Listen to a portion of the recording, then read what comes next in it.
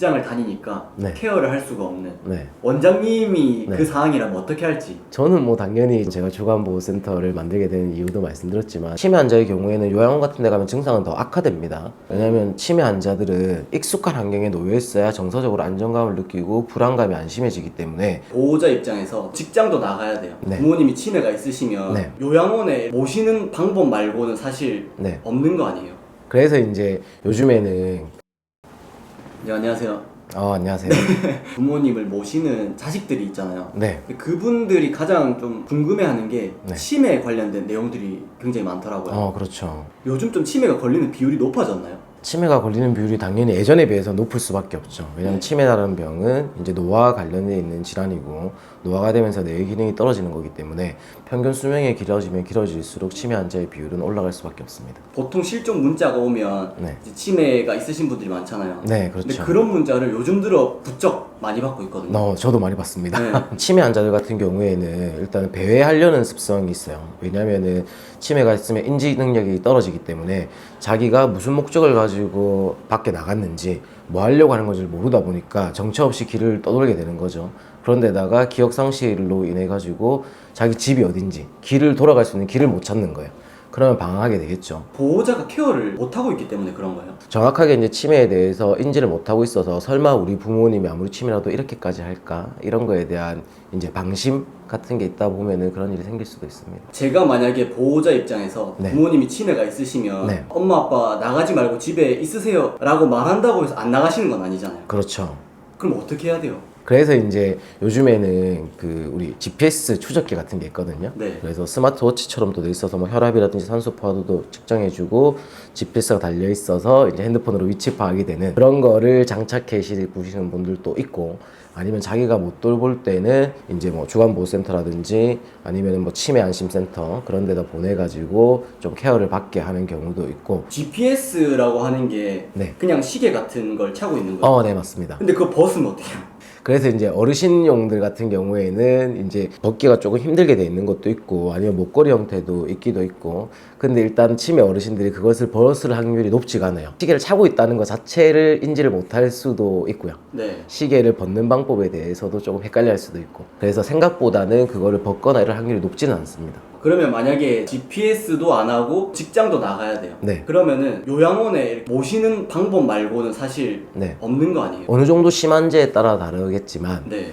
만약에 뭐 정신 증상이 너무 심하다 예를 들어서 폭력성을 보이고 뭐 한청이 들린다든지 환각을 본다든지 일상생활에 아예 식사도 못 챙길 정도만큼 치매 증상이 심하다고 하면 당연히 보호자 케어가 안 된다고 하면은 누군가 24시간 케어해 줄 수 있는 시설에 가야 되니까 네. 요양원에 갈 수밖에 없는 거고요. 보호자분이 직장에서 생활을 하지만 그 이후에서는 보호자를 케어할 수 있다.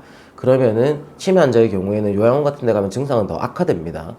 왜냐면 치매 환자들은 익숙한 환경에 놓여 있어야 정서적으로 안정감을 느끼고 불안감이 안 심해지기 때문에 치매 증상의 발현 빈도가 줄어들어요. 그렇기 때문에 가능하다고 하면은 낮 동안 돌봐줄 수 있는 뭐 주간보호센터나 이런 데를 이용하시고 오후에는 이제 집에서 가족과 시간을 보내는 게 치매 증상을 늦추고 더더욱 이제 환자를 안정적으로 관리할 수 있는 지름길입니다. 그럼 원장님도 요양원이나 뭐 요양병원 이런 데서도 네. 근무를 하셨잖아요. 그렇죠. 네. 저는 궁금했던 게 네. 차라리 요양원을 네. 이렇게 하실 수도 있었잖아요. 네. 요양원이나 요양병원을. 네. 근데 굳이 좀 더 작은 규모의 네. 주간보호센터를 하신 이유가 일단 저는 장기적으로 봤을 때 요양원에 대한 개념을 조금 안 좋아합니다. 그런 이유가 요양원은 이제 무조건적으로 의학적 케어가 되는 부분이 아니고 어떻게 보면 24시간 돌봄 서비스를 제공한 데라고 보면 되거든요. 근데 치매 환자들 같은 경우에는 아까 제가 말씀드렸다시피 가족과의 시간이 중요하다고 했잖아요. 근데 요양원에 있으면 가족과의 시간이 대부분 다 차단되죠. 그러면 환자분 증상이 점점 악화될 수밖에 없어요.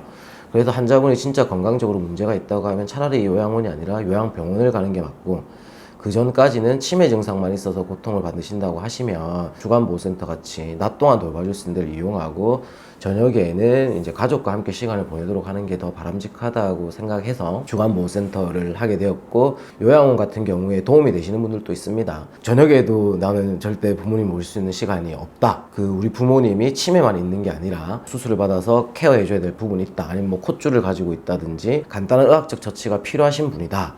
그렇게 되면 요양원이 도움이 되는 경우가 있겠지만 일반적으로는 많이 아프시면 요양병원, 그 정도가 아니라고 하면은 주간보호센터라든지 이런 복지시설을 이용하는 게 훨씬 좋습니다. 전 또 듣다 보니까 궁금한 게 네.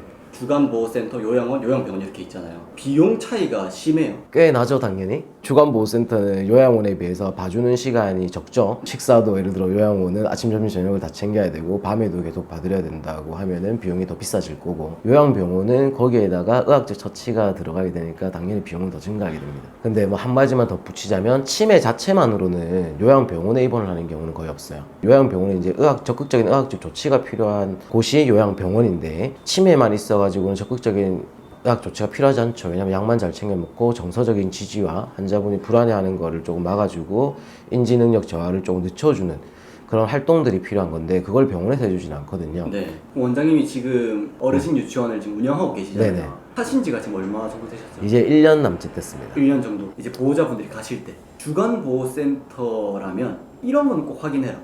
주간보호센터에서 이제 꼭 확인해야 될 거는 제 생각에는 전문적인 이제 어떤 의료 지식을 갖춘 종사자들이 있는지 여부가 중요하겠습니다. 물론 간호사가 있을 수도 있고 간호조무사가 있을 수도 있는데, 보통은 이제 간호사들이 더 이제 의료적인 지식이나 이런 게 간호조무사보다 더 좀 뛰어나죠. 그래서 네. 이왕이면 간호사가 있는 센터를 선택하시면 좋을 것 같고, 그리고 이제 공간을 조금 잘 보셔야 됩니다. 얼마나 뭐 시설이 깨끗하냐 이거 당연히 중요하겠죠. 네. 그렇지만 이제 공간 구획이나 이런 것들이 배분이 되어 있는 게 우리 부모님이 편하게 쓸 수 있는지 그런 거 중요하겠고, 그리고 이제 센터 내에서 하는 프로그램들 있죠. 네. 프로그램들도 이제 뭐 단순하게 뭐 주먹구구식으로 이렇게 하는 게 아니라 체계된 프로그램을 가지고 이제 외부 강사나 이런 분들을 통해 가지고 진행이 잘 되고 있는지.